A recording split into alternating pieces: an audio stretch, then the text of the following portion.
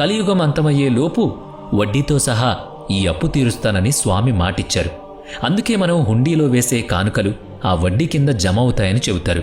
అందుకే ఆయన్ను వడ్డీకాసులవాడు అని కూడా పిలుస్తారు. శ్రీనివాసుడు పద్మావతిల వివాహం అంగరంగ వైభవంగా జరిగింది. కానీ ఈ విషయం తెలుసుకున్న లక్ష్మీదేవి ఆవేశంతో అక్కడికొచ్చారు. నేనుండగా మరొక వివాహం ఎలా చేసుకుంటారు అని నిలదీశారు.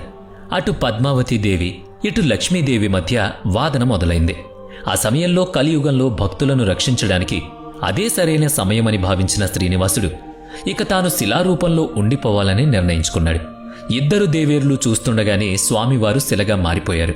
ఆ తర్వాత లక్ష్మీదేవి శాంతించి స్వామివారి వక్షస్థలంలో శాశ్వతంగా నిలిచిపోయారు. కాని పద్మావతీదేవి మాత్రం స్వామివారి కోరిక మేరకు కొండ కింద ఉన్న తిరుచానూరులో అలమేలు మంగగా వెలిశారు. అందుకే తిరుమల వెంకన్నను దర్శించుకున్న తర్వాత కింద ఉన్న పద్మావతి అమ్మవారిని దర్శించుకుంటేనే యాత్ర పూర్తవుతుందని అంటారు. అయితే ఇక్కడ ఒక అద్భుతం ఉంది.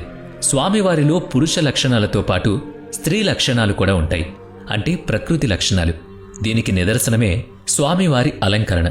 సాధారణ రోజుల్లో పురుష వస్త్రంలో అంటే దోవతీ కట్టే పూజారులు ప్రత్యేక ఉత్సవాల్లో మరియు శుక్రవారం అభిషేకం తర్వాత స్వామివారికి పైభాగంలో చీరను అలంకరిస్తారు.